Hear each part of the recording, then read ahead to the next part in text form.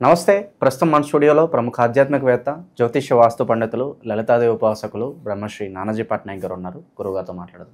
నమస్కారం గురుగారు. శ్రీమాత్రే నమః. గురుగారు, జూలై నుంచి డిసెంబర్ వరకు ఓవరాల్గా మిథున్ రాశి వారి పరిస్థితి ఏ విధంగా ఉండబోతుంది, ఎలాంటి జాగ్రత్తలు తీసుకోవాలి, ప్రధాన గ్రహాలు ఆధారంగా తీసుకుని వీళ్ళ పరిస్థితి రానున్న రోజుల్లో ఏ విధంగా ఉంటుందో మాకు తెలియజేయండి. ఒకటండి, వీళ్ళకి ప్రస్తుతం గురువు రాశిలో సంచరిస్తున్నాడు మిథునం వారికి. సర్వసాధారణంగానే మిథునం వారంటే కాస్త తెలివితేటలు ఎక్కువ ఇవన్నీ ఉంటాయి వీళ్ళకి. ఎప్పుడైతే గురువు రాశిలో సంచరిస్తాడో, సప్తమాన్ని వీక్షిస్తున్నాడో, వీళ్ళకి బిజినెస్, విదేశాలకు వెళ్ళేటువంటి అంశాలు, వివాహ సంబంధించిన విషయాలు పాజిటివ్గా ఉంటాయి. ఎందుకంటే తన రాశిని తను చూసుకుంటున్నాడు కాబట్టి. ఓకే. కాకపోతే ఇక్కడ శని వక్రగతి ఉంది. ఎప్పుడైతే శని దశమంలో ఉండి వక్రించాడో, ఉన్న ప్రదేశం కాకుండా ఇతర ప్రదేశాలకు వెళ్ళడం ద్వారా వీళ్ళకి కెరీర్ విషయంలో గ్రోత్ ఉంటుంది. చాలామంది చూడండి, ఇప్పుడు హైదరాబాద్లోనే వెతుకుతూ ఉంటారు. అలా కాకుండా ఏ బెంగళూరు, ఏ బాంబేనో, ఏ విజయవాడో, వైజాగ్ అట్లా వెళ్తారు చూసారా. అప్పుడు వాళ్ళకి ఏ ఢిల్లీనో అట్లా, అంటే ఈ ప్లేసెస్ ఈ 5 అని కాదు, ఇంకెక్కడికైనా దూరంగా వెళ్ళడం అనమాట. వాళ్ళకి అలా అయితే సక్సెస్ బాగుంటుంది. ఎందుకంటే శని కర్మకారకుడు అండి. ఈ కర్మకారకుడైన శని ఎప్పుడైతే వక్రించాడో దశమంలో, ఇలాంటి నిర్ణయం తీసుకోవడం వీళ్ళకి చాలా బాగుంటుంది. అదొకటి. ఇంకోటి, అక్టోబర్ నవంబర్ మాసాల్లో ఈ గురువు కూడా 2లోకి వెళ్తున్నాడు. ఈ లగ్నానికి బాధకుడైనప్పటికీ 2వ స్థానంలో వెళ్తున్నందుకు 2 రకాల రిజల్ట్స్ ఇస్తాడు ఇక్కడ. ఒకటి, ఫైనాన్షియల్ గ్రోత్ ఇస్తాడు. కొంచెం అంటే ఈ చేస్తున్న ఉద్యోగంలో మార్పు వల్ల, లేకపోతే చేస్తున్న ఉద్యోగంలో ఫైనాన్షియల్గా కొంత టైట్ చేయడం, ఇలాంటివి ఉంటాయి కొద్దిగా. మరొకటి ఏంటంటే, ఇక్కడ 3వ స్థానంలో కేతువు, 4వ స్థానంలో కుజుడు. వీళ్ళకి ఈ 6 నెలల్లో ముఖ్యంగా కేతు అక్కడే ఉంటాడు, ఎక్కడ జరగడు కాబట్టి కొంచెం ఏదైనా అగ్రిమెంట్స్, ఎవరితోనైనా కాన్ఫరెన్స్లో మాట్లాడేటప్పుడు, లేకపోతే మెయిల్స్ పంపించేటప్పుడు కొంత జాగ్రత్తగా ఉండాలి. అదేవిధంగా జూలై 28 నుంచి 4వ స్థానంలో కుజుడు ఉంటాడండి. పర్టికులర్గా ఈ లగ్నానికి పాపి. అండ్ ఇంకోటి ఏంటంటే, ఒక పాప ఒకటే కాకుండా పూర్వజన్మని పూర్తిగా రూల్ చేసే గ్రహం కుజుడు. అందుకే నేను చాలామందికి మిథున లగ్నం వారికి ఏం చెప్తానంటే, మీరు ఎట్టి పరిస్థితుల్లో కూడా గొడవల జోలికి వెళ్ళకండి. ఎందుకంటే మీ సహజ స్వభావాన్ని కోల్పోతున్నారు. ఇప్పుడు ఒక మంచి శాంతంగా ఉండే వ్యక్తి, అందరికీ పేరు వచ్చింది అనుకోండి, బాగా తెలివైన వ్యక్తి అని ఒకసారి కోపడితే మనకి ఏమనిపిస్తుంది, ఏంటండి శాంతంగా ఉంటారంటారు, ఏంటి ఇలాగా.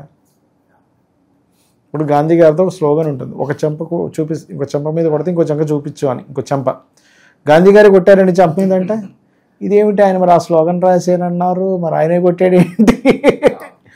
అలా ఎప్పుడైనా ఏదైనా ఒక లగ్నం యొక్క తన సహజ తత్వాన్ని కోల్పోతే అది కర్మకి బద్ధుడైపోతాడు.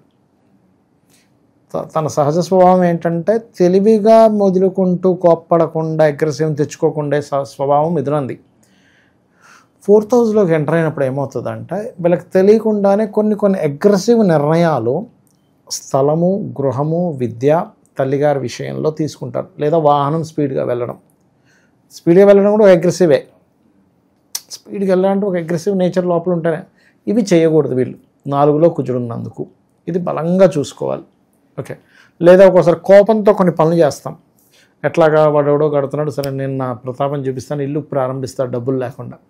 అంటే గృహవాహన వస్తు సంబంధించిన ప్రాపర్టీ సంబంధించిన విషయంలో పోటీపడి తొందరపాటు నిర్ణయాలు, ఎందుకంటే 6th లార్డ్ ఈజ్ పోటీకి కారకుడు, ఇటువంటివి చేయకూడదు అనేది చాలా స్పష్టంగా చూపిస్తుంది. ఓకే. మరి జూలై 28 తర్వాత ఒక 1.5 నెలల పాటు కన్యలో ఉంటాడని చెప్పుకున్నాం. దాని తర్వాత కుజుడు పంచమంలోకి వెళ్తాడు. అప్పుడు ఏంటంటే ఆ నెలన్నర అంటే ఆల్మోస్ట్ జూలై 28 నుంచి నెలన్నర అంటే almost July, August and September 15th వరకు అనుకోండి. ఆల్మోస్ట్ సెప్టెంబర్ 15th తర్వాత ఒక 1.5 month మళ్ళీ 12లో ఉంటాడు. 4th హౌస్లో, 5th హౌస్లో ఉంటాడు. 5th హౌస్ అంటే షేర్ మార్కెట్, ఫ్రెండ్స్కి అప్పు ఇవ్వడము. ఓకే.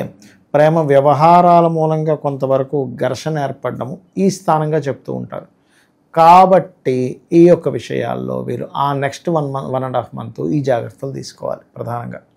అయితే 9వ స్థానంలో రాహు సంచారం వీళ్ళకి తిరుగుతుంది ఉంది కాబట్టి పితృకర్మలు ఎక్కువగా పాటిస్తుండాలి ఇక్కడ. వీళ్ళు ఎంత పితృదేవతారాధన చేస్తే వీళ్ళకంత కలిసి వస్తుందండి. ఎప్పుడైనా ఎనీ టైం, ఎనీ లగ్న, ఎనీ రాశి 9లో రాహు ఎంటర్ అయ్యాడు, పితృదేవతల ఆరాధన చేసుకోవాలి. అప్పుడు ఏంటంటే దేవతల కంటే పితృదేవతలకి ఎక్కువగా ఎనర్జీ ఉంటుంది. మనకి చేయడానికి దేవతలకు ఎనర్జీ ఉండదని కాదు, వాళ్ళు ఎక్కువ దగ్గరగా ఉంటారు. ఇప్పుడు చలికాలం ఉందండి, చల్లదనం ఎక్కువగా ఉంటుంది. అలానే ఎండాకాలం ఎండ మంచిదని కాదు అక్కడ అర్థం. చలి మనకు దగ్గరగా ఉంది, ఆ ఎనర్జీ మనం తీసుకోవాలి అలా అనమాట. అది వివాహ ప్రయత్నాలు చేసుకునే వాళ్ళకి ఏ నెల బాగా అనుకూలంగా ఉంటుంది? ఇప్పుడు ఒకటేంటంటే అక్టోబర్ నవంబర్ మాసాల్లో గురువు కాస్త 2లోకి వెళ్తాడు. మిగతా అక్టోబర్ నవంబర్ వదిలిపెట్టి మిగతా సమయం అంతా ఈ 6 నెలలు కూడా అనుకూలతే ఉంటుందని చెప్పుకోవచ్చు. ఎందుకంటే సప్తమం మీద గురు దృష్టి ఉంది. ఎప్పుడైనా సరే చూడండి, మనకి కామన్గా కూడా డబుల్ ట్రాన్సిట్ అంటూ ఉంటారు. వీళ్ళకి ఇక్కడ డబుల్ ట్రాన్సిట్ కొంచెం సప్తమం మీద పడుతుంది. వక్రించిన శని దశమ దృష్టితో సప్తమాన్ని చూసినా, స్ట్రైట్గా ఉండేటువంటి గురువు సప్తమాన్ని చూసినా ఈ సప్తమం ఫలకృతం అవుతుంది. సో వీళ్ళకి ఈ 6 నెలలు కూడా అనుకూలంగానే ఉంది, ఎక్సెప్ట్ అక్టోబర్ నవంబర్ మాసాలు తప్పితే. ఎప్పుడైనా గురు దృష్టి ఉన్నప్పుడు, ఇప్పుడు చూడండి మొన్నటి వరకు గురు మౌఢ్యమైంది, అప్పుడు ఉండదు, మళ్ళీ గురు మౌఢ్యంలో ఉండదు, మనకి 9వ తేదీ జూలై నుంచి వెళ్ళిపోతుంది. సో అక్కడ నుంచి బాగుంది, వీళ్ళు చేయొచ్చు. కాకపోతే వీళ్ళ పర్సనల్ చార్ట్లో వీళ్ళకి సప్తమంలో ఏ గ్రహం ఉంది, సప్తమాధిపతి గురువు కదా, వాళ్ళ పర్సనల్ చార్ట్ అంటే మిథునంలో గురుగ్రహం ఎక్కడుందో చూసుకోవాలి. గురువు తన స్థానం నుంచి ఎన్ని రాసులు ముందుకు వెళ్ళాడా వెనక్కి వెళ్ళాడా, వెళ్ళి ఏ గ్రహంతో కనెక్ట్ అయ్యాడు, దీన్ని బట్టి ఎలా ఉంటుందంటే సప్తమాధిపతి సహజంగానే గురువు ఉన్నందుకు వీళ్ళకి వచ్చే జీవిత భాగస్వామి టీచర్ జాబ్స్లో ఉండడం కానీ, బ్యాంకింగ్ రంగాల్లో ఉండడం కానీ, గైడింగ్ నేచర్ ఉండడం కానీ, ఒక మంచి తత్వం నేచురల్గానే ఉంటుంది వాళ్ళకి. ఇప్పుడు చూడండి, వాళ్ళు ఎవరింట్లో పుట్టినా ఎలా పుట్టినా వాడుకుంటే సహజ స్వభావం ఉంటుంది. ఏమిటి వీళ్ళింట్లో బట్టి ఇలా తయారైంది మనం చూస్తూ ఉంటాం. చూడండి, కొంతమంది బ్రాహ్మణ్స్ ఇంట్లో పుడతాడు కానీ పూజలు పునస్కారాలు చేయకుండా బలాదులు తిరుగుతుంటాడు.